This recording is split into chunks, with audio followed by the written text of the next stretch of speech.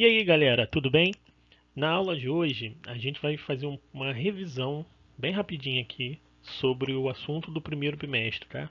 Que é a classificação dos seres vivos. Então, a partir de agora, as videoaulas até a data da prova, nós vamos fazer uma grande revisão e uma integração entre os conteúdos, tá? Para a gente começar, vamos então falar sobre o primeiro módulo, que é a classificação dos seres vivos, tá?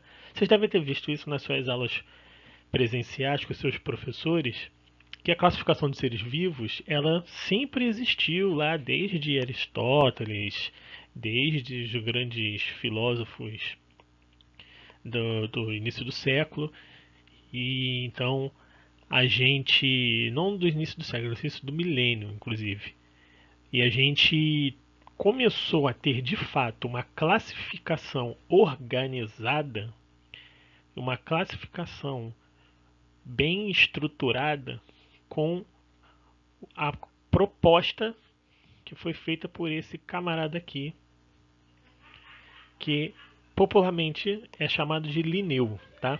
Mas o nome dele não é bem Linneu, tem toda uma fonética aí no nome dele que não interessa pra gente agora. Mas você só precisa saber que foi o Linneu, tá? Então o que o Linneu propôs? Ele propôs três reinos, uma classificação onde você vai agrupar os indivíduos de acordo com as suas características em comum, tá? Que ele chamou de sistema natural, tá? Que aqui está em latim. Esse sistema natural, ele é nada mais nada menos que uma introdução da taxonomia, que é descrever, nomear e classificar os organismos de acordo com as suas características em comum. Então, primeiro, ele propôs esses três reinos aí, que era animal, o que era vegetal e o que era mineral, tá? Ele considerava os minerais também como parte dos reinos, parte como fosse vivo. Então, dentro de cada reino, ele criou subclassificações. O que quer dizer isso? Quer dizer que ele tem, olha só, você tem um conjunto de animais, beleza, mas todos os animais são iguais? Não. Você tem algumas características dentro dos animais que são diferentes. Então você pode criar subgrupos. É a mesma coisa que você fizer um. Você tem uma coleção de moedas. Tá? Você tem uma coleção de moedas. Você tem lá moeda de um monte de países, de um monte de datas diferentes, de valores diferentes. Então você pode começar a criar subgrupos dentro do reino moeda. Vamos dizer assim, o reino é moeda. Então você pode aí criar um subgrupo, uma classe de moedas, onde você vai classificar as moedas de acordo com o valor. Então você vai criar um subgrupo para o valor de, sei lá, 10 centavos, outro de 50 centavos, o outro de 25 centavos. E por aí vai, tá? Essa é só uma analogia rápida. E aí o que o Linneu fez? Ele criou esse sistema inicial aqui, do qual o primeiro era reino. Então, dentro de cada reino, você vai ter diferentes classes. Dentro de cada classe, você vai ter diferentes ordens. Dentro de cada ordem, você vai ter diferentes gêneros. E dentro de cada gênero, você vai ter diferentes espécies. Essa era a classificação inicial. A gente sabe hoje que essa classificação ela precisava ser um pouco mais abrangente. Aquelas 5 classificações anteriores ali, elas eram muito superficiais. E aí, conforme foi passando o tempo, outros pesquisadores foram sugerindo diferentes classes não, outros foram sugerindo diferentes categorias, tá? Que a gente chama de categorias taxonômicas, que são essas aqui, tá? Então aqui a gente tem um critério do mais abrangente, né? Mais abrangente aqui, ó, para o que é mais específico, que é a própria espécie, tá? Então, o que é um mais abrangente? A questão do reino. O reino é onde você ele vai ter uma grande quantidade de organismos por umas características bem superficiais. Então, por exemplo, quando a gente pega o reino fungi, por exemplo, como é que a gente sabe quais são os organismos do reino fungi que a gente viu na aula passada? Ah, são organismos eucariontes, unopluricelulares e heterotróficos. Poxa, mas você vai ter um monte de fungos com essa classificação, sim. Eu não posso separar ainda outros fungos, uns que fazem os que são só unicelulares, ou talvez alguns que sejam só pluricelulares, ou alguns que sejam só tenham algum tipo de reprodução específica. Então posso começar a criar subgrupos. Então aí você cria os filos, cria classe, ordens, famílias, gêneros e espécies. Ali o nível de espécie é a parte mais específica, tá? Então você tem as características únicas, você tem o que a gente chama das especiações. Então, indivíduos da mesma espécie têm características bem específicas, do qual você vai ter uma grande diversidade ali de espécies. Ok? Então, vamos ver um exemplo agora. Tá, já falei. Isso aqui são categorias taxonômicas. Então, eu tenho um taxon relacionado à classe. Então, a gente vai ver alguns exemplos aqui, taxons de animais. Então eu tenho peixe, filo, eu tenho peixe, anfíbio, répteis, eu tenho mamíferos, eu tenho aves. Então esses são, cada grupo desse é um taxon. Aqui é um exemplo de taxonomia de plantas, tá? Então, ó, perceba. Primeiro, classificação aqui, ó, é reino. Reino. Dentro desse reino aqui, eu digo que é o reino das plantas, tá? Dentro do reino das plantas, então, eu tenho aproximadamente 275 mil espécies, ou seja, eu tenho 275 mil plantas, tipos diferentes de plantas.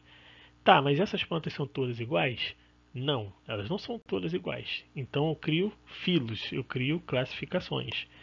Então eu tenho uma classificação aqui, que é o filo das traqueófitas. Ah, professor, preciso saber que é a traqueófita? Não, ainda não, tá?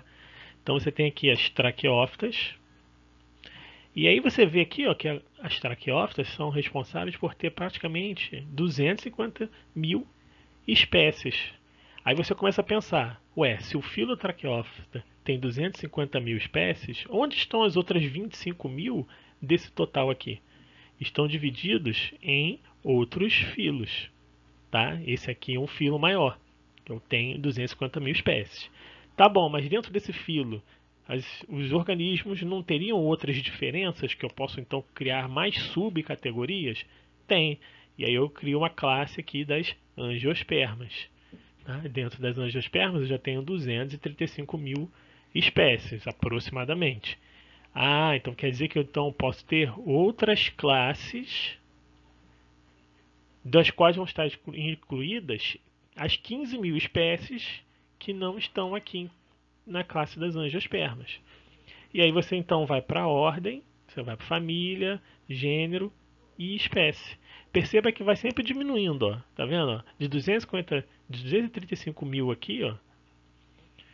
235 mil daqui, a gente pegou a ordem rosálias, que são das rosas e algumas relacionadas, algumas outras plantas relacionadas às rosas. Olha só, são aproximadamente 18 mil espécies. Cadê as outras cento e poucas aqui? Sei lá, que dá mais ou menos 217 mil. Onde é que estão as outras 217 mil espécies? Estão divididas em outras ordens. Tá? E aqui você tem então a família, tem gênero e chega na espécie, ó, é única, tá vendo? A espécie é única. Ah, mas eu não tenho outras espécies de rosas? Tem, você tem aproximadamente 500 espécies de rosa. Aí então, como é que ficaria o nome delas? Seria rosa, que é o do gênero, e mudaria então o epíteto específico, que é essa partezinha aqui, onde está o gálica. Tá? Então você vai ter um rosa, rosa, pilalalala. E aí começa a ter então as diferenças ali no segundo nome, que aí vem a questão agora, que a gente vai ver, da classificação binomial. Essa classificação binomial, ela está sempre escrita em latim. Tá? Então, outra regra da nomenclatura é que quando você se referir à espécie, o primeiro nome deve ser em gênero e o segundo deve ser a espécie. Então, quando a gente viu ali da rosa, rosa era gênero. Rosa aqui era gênero, tá? E o segundo nome, gálica, era a espécie. Uma outra característica é que os nomes de reino, gênero, de nome de reino até gênero iniciam com a letra maiúscula. Então, se você se referir a reino Animalia, então a primeira letra de Animalia, o A, é maiúsculo. Se você se referir ao filo das traqueófitas, então esse T vai ser maiúsculo. Tá? O único que é com todas as letras minúsculas é a espécie. Tá? Então a espécie sempre se escreve com a letra minúscula, que é aquele último nomezinho lá. Tá? Então no caso da rosa, era rosa gálica. Essa é a espécie, mas o epíteto específico, que é todo minúsculo, é só questão do gálica. Se você for escrever à mão, você tem que sublinhar. Então, se você for fazer uma prova escrita e ter que escrever um nome científico, você tem que sublinhar. Ah, professor, eu posso perder ponto por causa disso? Pode, tá? Porque é como se você estivesse escrevendo errado. Se o nome for digitado, aí você tem que colocar em itálico, tá? Como é que é o itálico? Para quem tem dificuldade, preste atenção aqui, ó. Tá vendo? Aqui, presta atenção aqui, presta atenção aqui. Perceba que essas letrinhas aqui, ó, elas estão curvadas, como se tivesse uma pequena inclinação para a direita. Assim, ó. Vendo? Uma pequena inclinação para a direita. Então, este aqui é o errado e este aqui é o certo. Tá? Perceba, então, a inclinação do itálico aqui. E tem outras regras também que é interessante a gente falar rapidinho aqui. Então, se você for escrever o gênero e acompanhar uma sigla de SP, quer dizer que você está escrevendo ali uma rosa, rosa SP, vamos dizer, rosa com maiúsculo, lembra que gênero tem que ter a primeira letra maiúscula, rosa e você põe SP, ponto. Quer dizer que você não quer dizer qual é aquela espécie de rosa, você só quer dizer qual é o gênero. Tá? Então você pode dizer a mesma coisa aqui com o homo. Tá? O homo você pode botar assim, ó, homo, homo, SP. E aí você vai sublinhar somente o homo. O SP não precisa ser sublinhado, tá? Então eu coloquei essa observação aqui. Se você botar SPP, quer dizer então que você está se referindo a diferentes. Você pode botar um P aqui.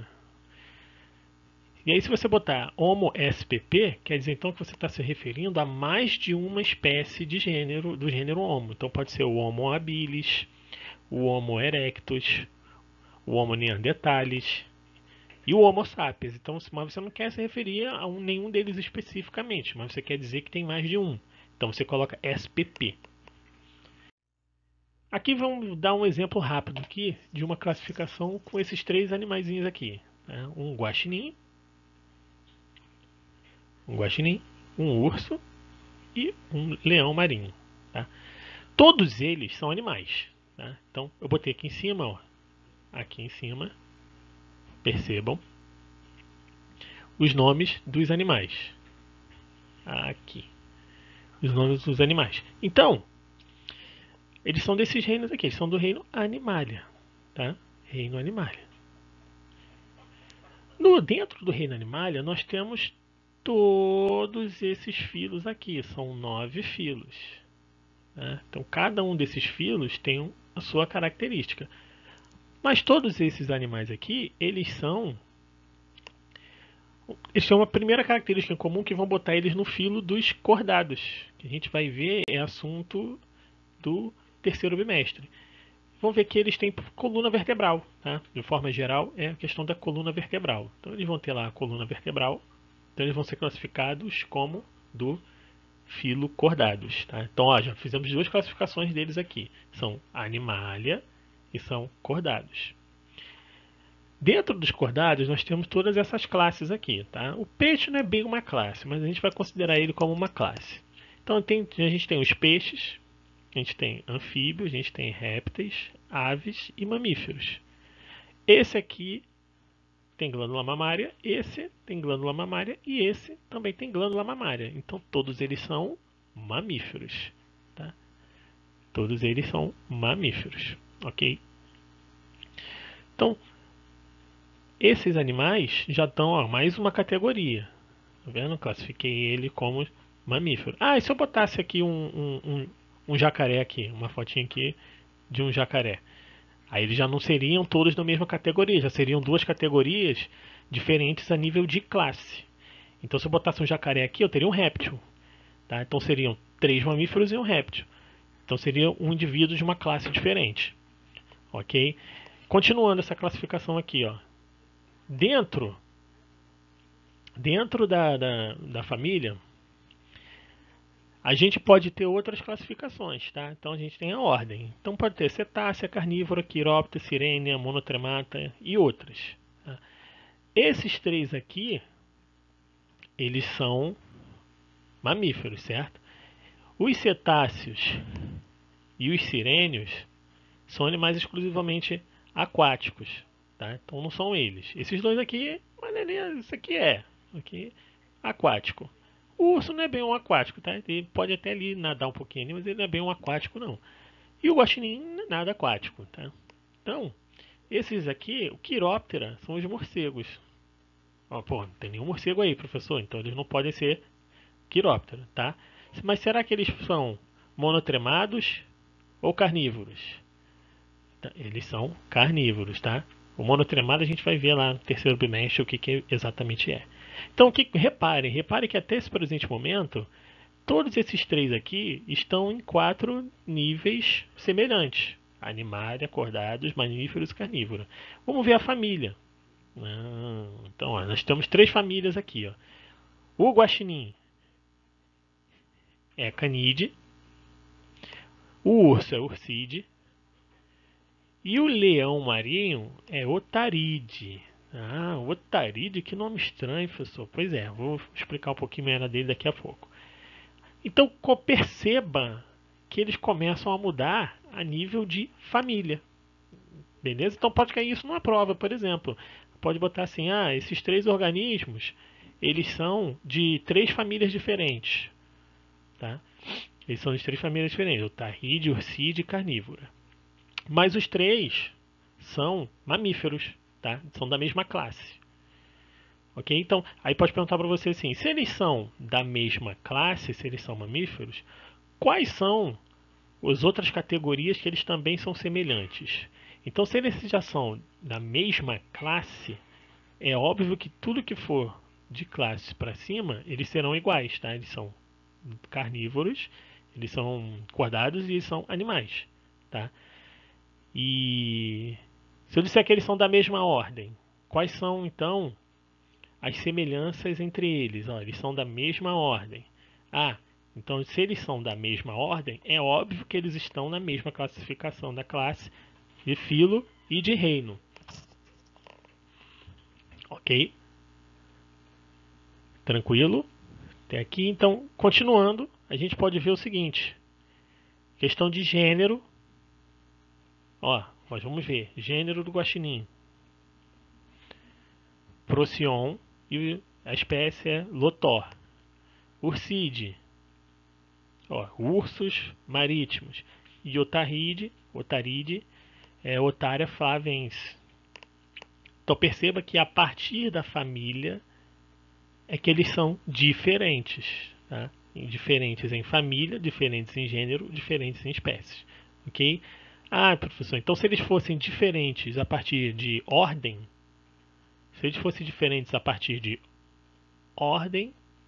eu poderia dizer então que eles seriam então diferentes na ordem, diferentes na família, diferentes no gênero e diferentes na espécie. Tá? Aqui o quiróptera é o morceguinho que eu falei que era o quiróptera. É a quiróptera. Ok? Todos os morcegos, então, são da ordem Quiróptera. E, como eu sempre faço, sempre trago aqui algumas curiosidades para vocês. Percebam aqui, isso aqui é gênero. Tá? Primeiro nome, gênero. Segundo nome, espécie. Tá? Olha aqui o epíteto específico dessas espécies. Ó, Shakira. Tá vendo aqui? Shakira. Beyoncé. Jagger Maddox. Mick Jagger. Isso, aqui ó. Mercury. Schwarzenegger. O professor conhece esses nomes aí. Todo nome de cantor, ator, exatamente. Tem muita gente que acaba homenageando novas espécies, dá o nome a novas espécies em homenagem a quem eles querem. Pode ser um personagem de desenho, de filme, cantor, como tá aqui, cantor. Pode ser a mãe, o pai, vô, tio. Pode ser um outro cientista. Enfim, quando você descobre uma nova espécie, você pode dar praticamente o nome que você quiser. Desde que percebam, ó, Shakira, quando você vê no YouTube, em outro lugar, não está escrito assim. Por quê? Esse Shakiri aqui, ó, esse AE no final, porque o nome da Shakira foi latinizado. Né? Então, se você seguir as regras, pode dar o nome que você quiser, desde que siga as regras da nomenclatura binomial. Aqui para uma curiosidade também, em relação ao nome do leão marinho, tá? Que é Otária flavense. Beleza? Aqui dá mais para vocês como curiosidade, tá? Visitem esta página aqui, ó. Eu gosto muito dessa página no Facebook. Tem no Instagram também, tá? Nomes científicos. Ele fala sobre muita curiosidade em relação à classificação dos seres vivos. Aqui é uma curiosidadezinha sobre a origem da palavra otária, tá? Que aí ele está dizendo aqui, ó, bem aqui nessa parte aqui, ó. A palavra otária vem do grego otarion, que significa que porta orelhas. Então todos nós somos otários, porque todos nós temos orelha. Aqui é mais uma, ó. Só que esse aqui é uma homenagem ao Batman. Tá? Descobrir então essa espécie aqui de briozoário, que é um animal invertebrado que vive em um lugar muito escuro. Então, fizeram essa associação. Batman também vive em ambiente escuro e esse animal tem tipo esses dois chifrinhos aqui. Aí ficou parecendo justamente com a máscara do Batman. Então o cara colocou ele lá de Batman, ó, viu? Não tá como Batman, tá como Batman. Esse i aqui no final é uma latinização de um nome masculino, tá? Então Batman e o i no final. E agora? E a relação evolutiva entre os diferentes grupos taxonômicos? É o que a gente chama de sistemática, tá? O estudo da sistemática é quando a gente coloca esses organismos, tenta avaliar quais são as semelhanças entre eles e quais estariam então mais próximos entre si, mais em relação de um parentesco evolutivo, tá? Aqui é um cladograma. E aí lá no material de apoio eu vou abordar um pouco mais sobre o que é um cladograma. Tá? E aí o que acontece? O que você precisa saber sobre o que é um cladograma? O cladograma é uma forma gráfica de representar organismos que estão mais próximos entre si de acordo com o parentesco evolutivo, ou seja, aqueles que têm algumas características mais próximas entre si, mais semelhantes, tá? E muitos dos cladogramas vão estar dizendo quais são as características principais que os aproximam. Tá? Nesse caso aqui, ó, ele está querendo dizer como é que funciona mais ou menos um cladograma. O que ele está querendo dizer com isso aqui? Ele está dando aqui, ó, aqui na parte de cima, são os grupos que ele está analisando. Tá?